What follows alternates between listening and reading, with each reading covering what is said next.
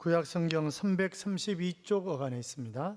여호수아 8장 30절부터 35절까지.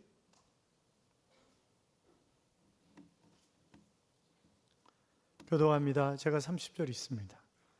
그때 여호수아가 이스라엘의 하나님 여호와를 위하여 에발산에 한 제단을 쌓았으니 이는 여호와의 종 모세가 자손에게 명령한 것과 모세의 율법책에 기록된 대로 쇠연장으로 다듬지 아니한 쇠돌로 만든 제단이라. 우리가 여호와께 번제물과 화목제물을 여호수아가 거기서 모세가 기록한 율법을 이스라엘 자손의 목전에서 그 돌에 기록하매 온 이스라엘과 그 장로들과 관리들과 재판장들 이방인까지 여호와의 언약궤를 맨 레위 사람 제사장들 앞에서 그의 좌우에 서되 절반은 그리시선 앞에 절반은 에베산 앞에 섰으니 이는 전에 여호와의 종 모세가 이스라엘에게 축복을 하고 명령한 대로 함이라. 그 후에 여호수아가 율법책에 기록된 모든 것대로 축복과 저주하는 율법의 모든 말씀을 낭독하였으니 모세가 명령한 것은 여호수아가 이스라엘 온 회중과 여자들과 아이와 그들 중에 동행하는 거류민들 앞에서 낭독하지 아니한 말이 하나도 없었더라. 아멘. 같이 인사하겠습니다. 주의 이름으로 잘 될 것입니다. 더 잘 될 것입니다. 끝없이 잘 될 것입니다. 아멘. 오래간만에 가운데 꽃길을 만들어 놨어요. 새 가족 오신 분들을 환영하기 위해서 꽃길을 만든 것입니다. 그래서 제가 저쪽 끝에 라인으로 항상 들어오는데 오늘은 그래서 가운데로 들어왔습니다. 우리 늘 꽃꽂이도 그렇고 애쓰는 분들에서 뜨거운 박수로.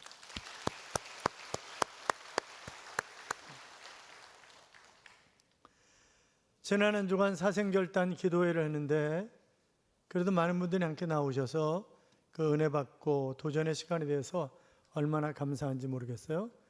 그러니까 잘났다고 하는 사람들 다 부르는 거예요. 그렇잖아요. 그게 외부에서 강사가 오는데 좋은 분들이 오셔야지 아무나 와가지고는 좀 그런 거잖아요. 그래서 하여튼 잘났다는 사람들 다 불렀고 여자 중에서 제일 잘났다는 김양재 목사님 또 다음 주에 오시라는 거고 그렇잖아요. 교회에서도 마찬가지죠. 부교육자들이 설교를 잘한다래야 좋지 그렇지 않으면 그것도 그렇잖아요. 그러니까 정상적인 개혁주의 입장에서 바르게 성경 해석하고 쇼하지 아니하고 정상적으로 설교를 잘하면 그러면 너무나 좋은 거잖아요. 그거는 그렇잖아요. 할렐루야. 하나님의 은혜와 평강이 여러분의 심령 깊은 곳에 충만하시기를 주님의 이름으로 축원합니다. 4층도 축원합니다. 아니 꽤 많이 앉으셨는데 아멘 소리는 몇 사람 안 하시는 것 같으네. 아마 지금 보니까 150명 정도는 4층에 앉으신 것 같은데 잘 되시기를 4층도 축원합니다. 그냥 입 닫고 살기로 했나 봐요. 한 선교사님이 기차 여행을 하고 계셨어요. 그런데 자기 옆자리에 앉은 사람이 한숨을 푹푹 내쉬는 거예요. 곧 열차에서 뛰어내려서 자살할 사람처럼 그렇게 보이는 거죠. 선생님, 혹시 예수 믿으세요? 아니요, 안 믿습니다. 예수님을 믿으세요. 그리고 하나님의 도우심을 받으세요. 그래야 인생이 편해질 수 있습니다. 하나님이요? 하나님 살아계시면 좀 보여주세요. 그렇게 얘기를 하는 거죠. 그랬더니 이 양반이 얼른 주머니에서 만년필을 꺼내더니 선생님, 이 만년필을 세우실 수 있으세요? 지금 장난쳐요? 흔들리는 기차에서 만년필을 어떻게 세워요? 그러면 할 수 있어요? 그럼요, 저는 할 수 있습니다. 한번 해봐요. 그러니까 이 양반이 얼른 만년필을 두 손으로 꼭 쥐었습니다. 그게 말이 되냐고, 장난치냐고 지금. 그러니까 이 양반이 그렇죠, 흔들리는 기차에서 그냥 만년필을 하나 그대로 놔두면 세울 수가 없습니다. 그러나 옆에서 잡아주면 만년필이 서 있을 수 있는 것처럼 내가 힘들고 어려운 그런 인생길, 막 흔들리는 인생길을 간다 할지라도 하나님이 나를 붙잡아 주시면 그러면 얼마든지 든든하게 이 세상에서 서 있을 수 있고 하나님의 도우심을 받으면서 멋진 인생을 살아갈 수가 있는 것입니다. 이렇게 이야기를 하더라는 거죠. 그래서 그 자리에서 이 양반이 예수 그리스도를 구주와 주님으로 영접하고 내가 다시 한번 일어서 보겠다고 그런 이야기를 하면서 다음 역에서 내리더라는 거죠. 빌 게이츠가 이런 얘기를 했습니다. 좋은 사람의 습관을 내 것으로 만들면 나도 성공할 수 있다. 저 사람 성공하는 이유가 저것 때문이구나 라고 느껴지면 그러면 그것을 내 것으로 만들라는 거죠. 그러면 나도 얼마든지 성공할 수 있다고 하는 그런 얘기인데, 다윗 보면 이스라엘 왕 가운데 최고로 성공한 그런 왕이잖아요. 그러면 그 사람이 왜 성공했냐? 여러 가지 있을 수 있지만 늘 하나님 앞에 묻는 것입니다. 하나님 어떻게 할까요? 지난번에는 하나님이 승리하게 하셨는데 이번에는 어떻게 할까요? 야, 이번에는 게릴라전이야. 그러니까 하나님이 가르쳐 주신 대로 묻고 늘 그대로 하는 거예요. 그러니까 하나님이 그에게 시온의 대로를 열어주시고 그를 잘되게 왕 중의 왕으로 세우는 것을 우리가 볼 수 있습니다. 사랑하는 여러분, 이 한 주간도 하나님 앞에 묻고 하나님이 붙잡아 주셔서 든든하게 멋지게 승리하는 그런 한 주간의 삶이 되시기를 주님의 이름으로 축원합니다. 아이성 전투가 있었어요, 지난번에. 그런데 대패했죠. 36명 죽고 엄청나게 부상을 당하고 이러고 하나님 왜 그러십니까? 도대체 막 울고불고 그럴 때 문제는 안에 있는 게 문제야. 그래서 그 원인을 가르쳐 주셨고, 그래서 그들의 원인이 뭐였어요? 첫째는 믿음이 약화된 것이 문제였습니다. 두 번째는 뭐였죠? 죄송해요. 제가 설교를 잘못해가지고 금세 까먹고 이러셔가지고 정말 죄송해요. 두 번째는 뭐였어요? 아간의 범죄 때문에, 한 사람의 범죄 때문에 이스라엘 공동체 전체가 힘들어하는, 전쟁에 패했던 그런 모습을 보았습니다. 뿐만이 아니라 하나님의 말씀에, 하나님의 명령에 절대적인 순종을 해야, 그래야 승리하는 삶을 살아갈 수 있다 하는 그런 말씀을 하셨고, 그래서 아간을 제거하고 하나님의 말씀에 순종하기로 하고 하나님이 가르쳐 주신 대로 이제 이 아이성 전투에 다시 나서게 되었습니다. 그래서 보면 10절부터 12절까지 보면 결국 군대를 이제 이 아이성이라고 하는 것이 해발 800m에 있는 그런 성이거든요. 그 성도 역시 난공불락의 요새였기 때문에 점령하는 것이 지형상으로 쉽지 않은 그런 지역이었습니다. 그래서 여호수아는 본진을 바로 아이성 북쪽 골짜기에 진지를 구축하게 했고, 그리고 복병은 그와 반대쪽인 서쪽 언덕에 약 5천 명의 정예 군사를 매복을 시켰습니다. 13절부터 17절까지 보면 여호수아가 아이성 군대를 유인하는 그런 장면이 나와요. 고대 산지 전투에서 군사를 골짜기로 이끌고 들어가는 행위는 무모한 행위라고 그렇게 알려져 있습니다. 왜냐하면 양쪽 능선을 따라서 적들이 포위 공격을 하면 빠져나갈 퇴로가 차단되기 때문에, 그래서 전군이 몰살할 위험에 처한다는 거죠. 그럼에도 불구하고 여호수아는 의도적으로 지형상 낮고 불리한 골짜기로 군대를 이끌고 들어가는 것입니다. 유인 작전을 하기 위해서.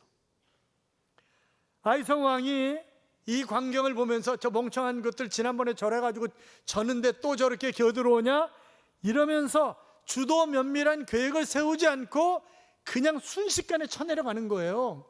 그래서 성경이 아이성 왕이 일찍 일어나서 급히 나가, 이런 표현을 쓰고 있습니다. 그러니까 얼마나 성급하게 대응했는가라고 하는 것을 잘 보여주는 그런 표현이죠. 그래서 지난번 전투에서 승리했던 그런 장소로 달려가는 거죠. 이때 여호수아는 적군의 자만심을 10분 활용해서 마치 지금 도망가는 것처럼 퇴폐하는 척하면서 아이성 군사들을 유인을 하는 것입니다. 아이 근처에 있던 베델도 연합해서 이번 교회 아주 이스라엘 군대를 완전히 몰살시켜버리자 라고 하는 그런 생각을 가지고 아예 성문을 열어놓고 추격하기 시작했습니다. 여러분, 고대 전쟁에서 한 성읍의 이 성문은 그 성읍의 흥망성쇠와 아주 밀접한 연관이 있다는 거예요. 성문을 지키느냐 아니면 성문이 뚫리냐에 따라서 그 성읍의 운명이 좌우될 수 있기 때문에 그렇습니다. 아무리 작은 성읍이라 할지라도 성문의 빗장을 굳게 잠그고 있으면, 방어 작전을 펴면, 그러면 상대방의 군대가 그 성문을 뚫기 위해서는 엄청난 희생을 해야 되는 것입니다. 그런데 아이성은 스스로 성문을 열고 뛰쳐나왔으니까 스스로 무덤을 판 그런 격이 된 것입니다. 그들이 그처럼 무모한 행동을 한 이유는 바로 자만심 때문이었습니다. 이제 18절부터 23절까지는 마지막 단계로 유인한 대적들을 협경을 하는 거죠. 그래서 아이와 베델 연합군을 완전히 격파해서 완벽한 승리로 끝나는 것입니다. 자, 이제 오늘 본문의 이야기는 승리한 이후에 나오는 그런 이야기예요. 여러분, 우리가 살아가면서 늘 선택을 할 때가 참 많이 있습니다. 오늘 아침에도 나올 때 무슨 옷을 입을까? 넥타이는 뭘로 맬까? 뭐 이런저런 생각을 하면서 선택을 하잖아요. 저는 그런 선택을 안 해서 편해요. 왜냐하면 걸어주는 대로 입고 나오고 그냥 걸어주는 넥타이 메고 나오고 그럽니다. 그렇지 않으면 아무거나 입고 나오기 때문에, 그래서 그냥 이렇게 걸어놓으면 그냥 그거 입고 나오는 거예요. 그런데 선택을 하는 사람은 선택을 하는 것에 대한 결과를 책임을 져야 되는 거죠. 그렇지 않습니까? 선택을 잘하는 사람과 못하는 사람은 그 선택에 따라서 너무나 다른 결과를 받아들여야 합니다. 역시 오늘 본문에 보시면 선택을, 어떻게 저런 선택을 할 수 있을까 하는 그런 생각을 우리가 일반적으로 하게 되는 것입니다. 여호수아와 그 따르는 백성들이 어리석은 선택을 하는 거예요. 지금 여리고성과 아이성이라고 하는 두 성을 점령을 했습니다. 그러면 지금 그것 때문에, 그 이전부터 가나안의 모든 왕들이 두려워 떨고 있었어요. 이제 막강한 두 곳을 점령을 했습니다. 그러면 파죽지사로 팍 몰고 들어가서 전쟁 끝내야 되는 거 아니겠어요?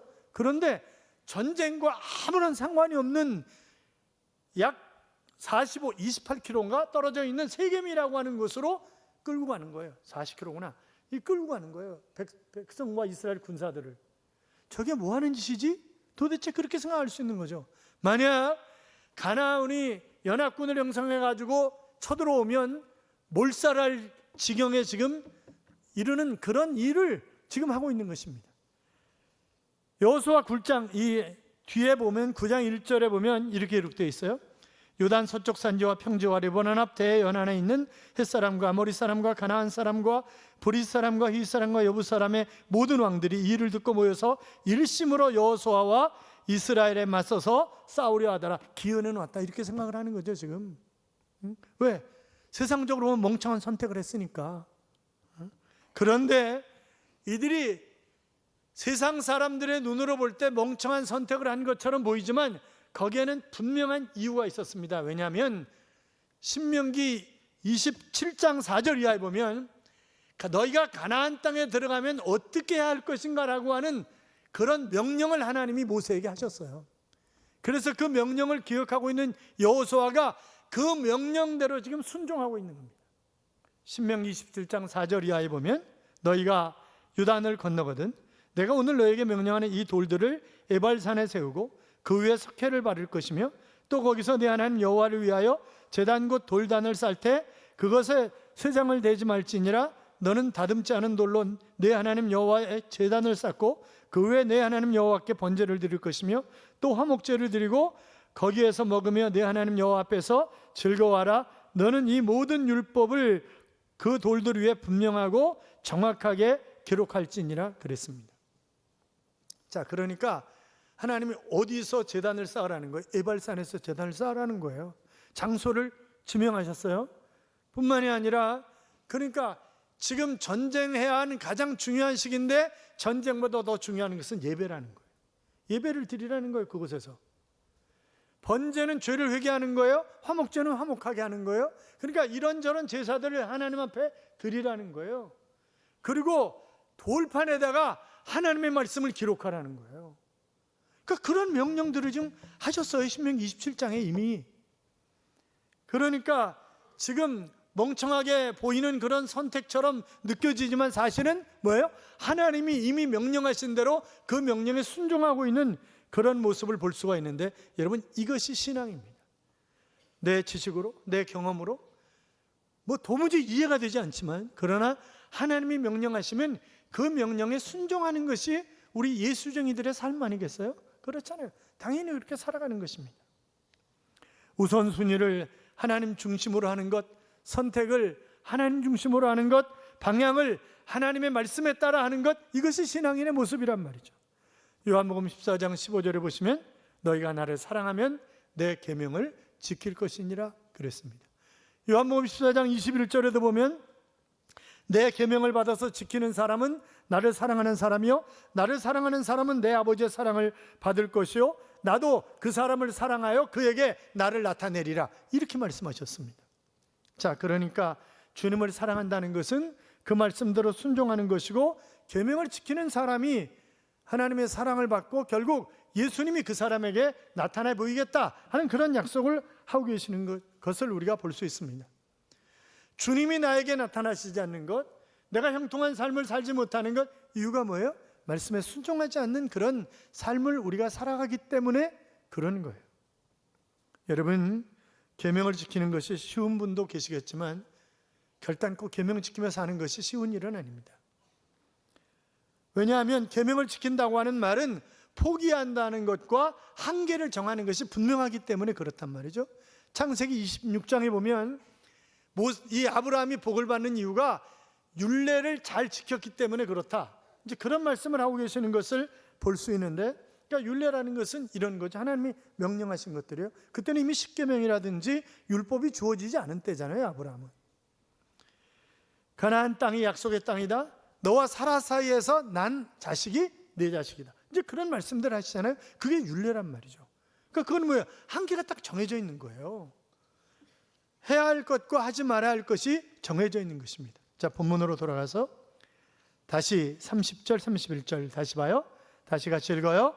그때 여호수아가 이스라엘 하나님 여호와를 위하여 에발산에 한 제단을 쌓았으니 이는 여호와의 종 모세가 이스라엘 자손에게 명령한 것과 모세의 율법책에 기록된 대로 쇠 연장으로 다듬지 아니한 새 돌로 만든 제단이라, 무리가 여호와께 번제물과 화목제물을 그 위에 드렸으며. 아멘.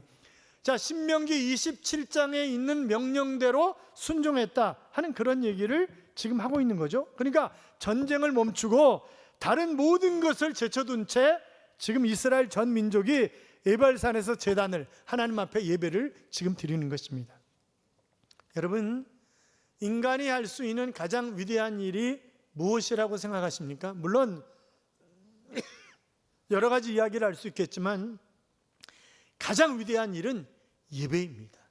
그래서 예배에 성공하는 사람이 인생에 성공하는 것이고, 예배에 실패하면 인생에 실패하는 것입니다.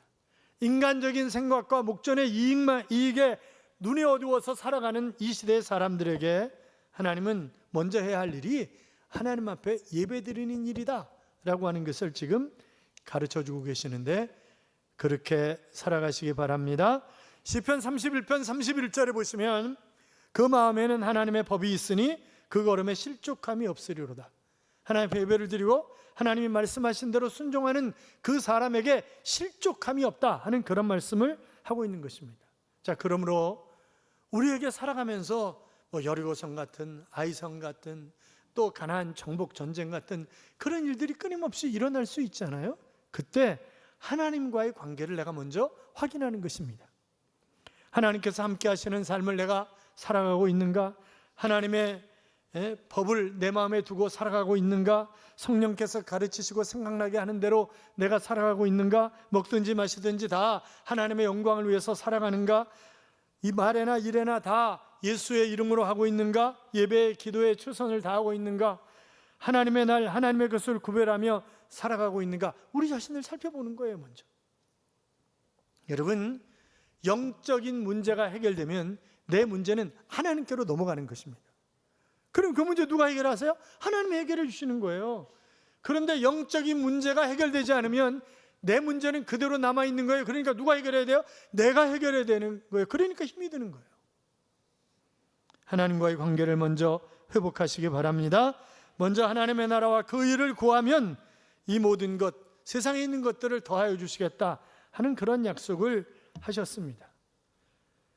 하나님께서 새로운 길을 열어주시고 위기의 순간을 벗어나게 하시고 승리의 기쁨을 맛보게 하시는 것, 하나님께 순종하여 먼저 예배자로서 살아갈 때 하나님, 전적인 다 하나님의 은혜입니다. 제가 잘나서 그런 것 아닙니다. 저의 재능이 아닙니다. 하나님의 은혜입니다. 그것이 예배잖아요. 그것이 예배. 하나님께서는 우리의 승리의 순간, 성공의 순간순간마다 하나님 앞에 겸손히 무릎을 꿇고 감사의 제단을 쌓을 것을 명하셨습니다. 그런데 우리가 알아야 하는 것은 하나님이 영광을 받으시기 위해서 제단을 쌓으라고 하시는 것도 있지만 내 행복을 위하여, 너를 위하여 그렇게 늘 말씀을 하십니다.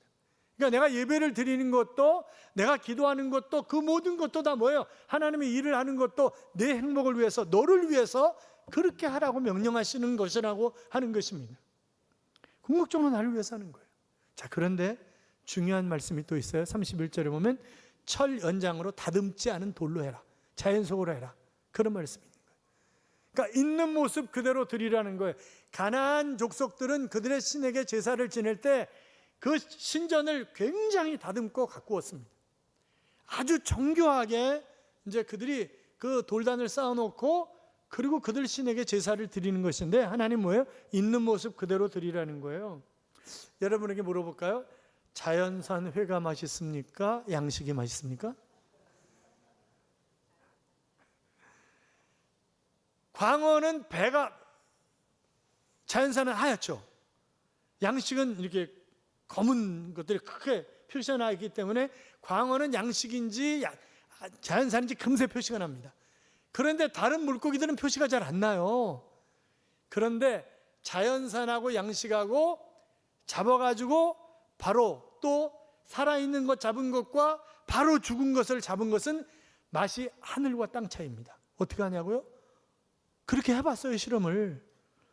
제가 강원도 효산 콘도에서 그 옆에 그 횟집 가가지고 바로 죽은 거, 그 다음에 지금 살아있는 거, 맛이 하늘과 땅 차이예요. 상당히 못 믿으시는 분인데 가서 해봐요. 가서 해봐. 자연산을 좋아하시는 분이 누구냐? 하나님이시라니까. 자연 그대로 드리라는 거예요. 자연 그대로. 다듬지 말고 자연 그대로 드리라니까 하나님이 하라고 하시는 대로 하는 거예요. 사무엘상 2장 30절에 보시면 나를 존중히 여기는 자를 내가 존중히 여기고 나를 멸시하는 자를 내가 경멸하리라, 그렇게 말씀하셨습니다. 하나님이 경멸하시면 끝난 거 아니에요? 그렇잖아요? 자, 보세요. 32절에 보면 여호수아가 거기서 모세의 기록한 율법을 이스라엘의 자손의 목전에서 그 돌들에 기록하며, 여러분 그 돌에 하나님이 모세에게 허락하신 율법이 한두 가지예요. 그걸 돌에 그게 한두 시간 걸리겠냐고요. 지금 뭐 하는 중인데, 전쟁 중인데 엉뚱한 곳으로 끌고 와가지고 지금 가나안 그 왕들이 이스라엘을 쓰러뜨리기 위해서 전부 모여가지고 전쟁 준비를 하고 있는데 엉뚱한 곳에 와가지고 지금 돌에 율법을 새기고 있는 거예요. 왜요? 하나님이 그렇게 명령하셨기 때문에. 그럼 누가 지켜주시는 거예요? 하나님이 지켜주시는 거예요. 그러면 그렇잖아요? 이미 여호수아 1장 7절에 보시면 오직 강하고 그 담대하여 나의 종 모세가 네게 명령한 그 율법을 다 지켜 행하고 우로나 자로나 치우치지 말라. 그리하면 어디로 가든지 형통하리니 이 율법책을 내 입에서 떠나지 말게 하며 주야로 그것을 묵상하며 그 안에 기록된 대로 다 지켜 행하라. 그리하면 네 길이 평탄하게 될 것이며 네가 형통하리라. 자, 평탄하고 형통한다, 바꿔서 얘기하면 승리한다, 성공한다, 그런 말이에요. 뭐하면? 말씀대로 살면. 그렇게 이미 여호수아에게 지도자로 세우시면서 그렇게 말씀하신 거예요. 여러분, 에발산이 굉장히 높은 산입니다. 938m예요. 갈멜산이 552m예요.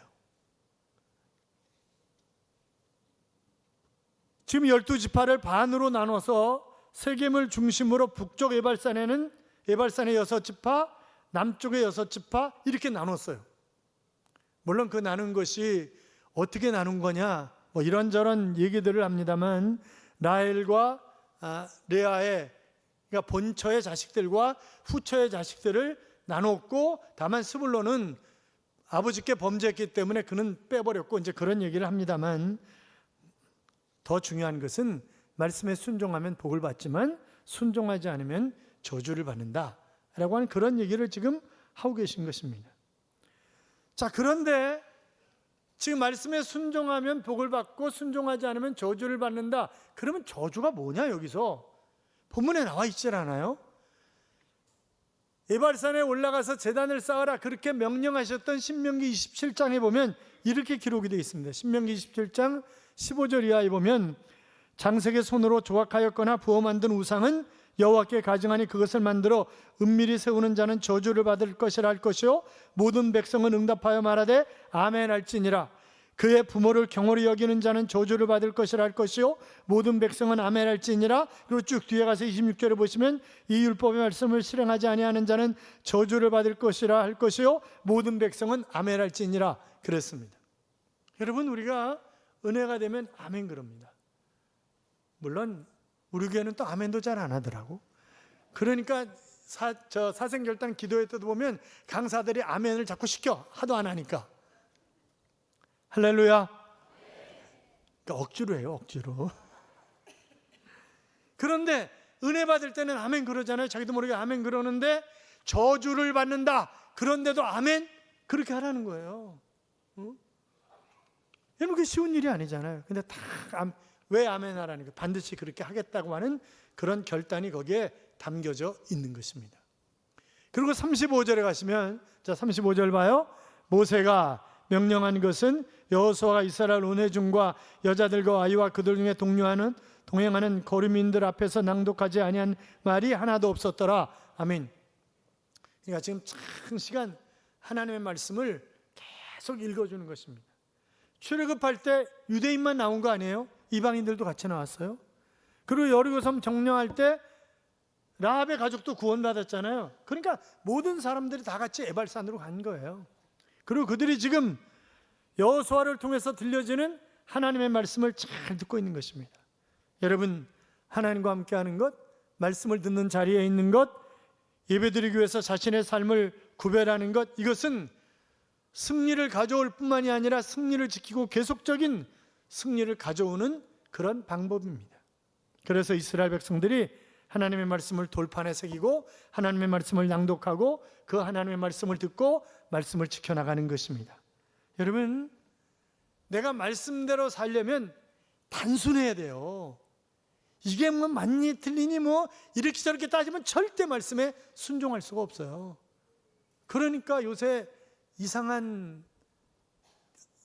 게 아니야. 요새 대부분의 사람들이 개혁주의를 제외한 대부분의 교단들이 성경 속에 하나님의 말씀도 있다 뭐 그러는 거예요.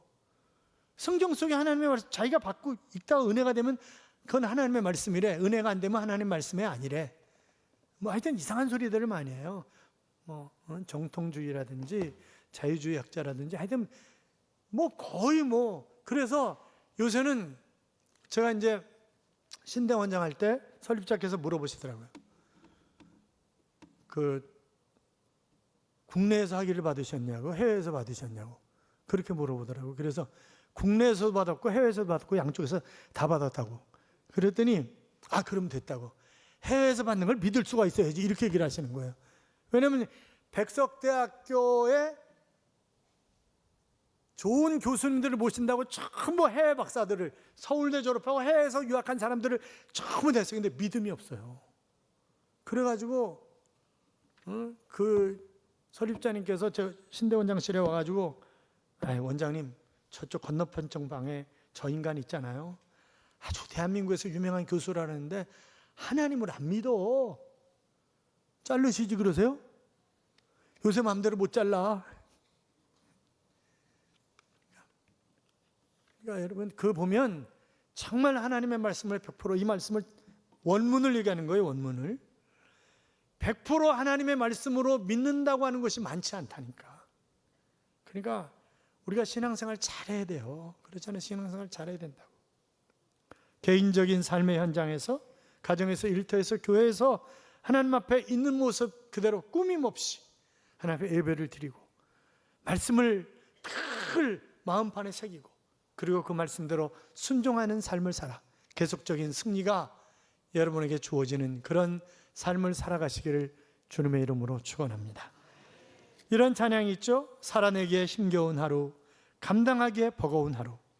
삶에 힘겨워 여전히 힘겨워 내 주님께 온 마음 다해 주님만 의지합니다. 살아가기에 두려운 하루, 순종하기에 무거운 하루, 나의 힘 다해 정성을 다해 내 주님께 온 마음 다해 주만 바라봅니다. 하루의 은혜가 내 삶에 임하여 문제가 기도가 되고 아픔이 자랑되어 하나님의 사랑 드러나게 하소서. 나를 구원하신 그 사랑이라고 하는 그런 찬양입니다. 사랑하는 여러분, 그렇습니다. 하루하루 사는 것이 쉽지 않습니다. 내 삶도 걱정이지만 나라의 삶도 걱정이야. 누가 대통령이 될까? 지난번에는 덜 나쁜 놈 뽑았는데 이번에는 똑같이 나쁜 놈 아닌가? 하여튼 별 얘기를 다 해요. 사람들이 별 얘기를 다 해요.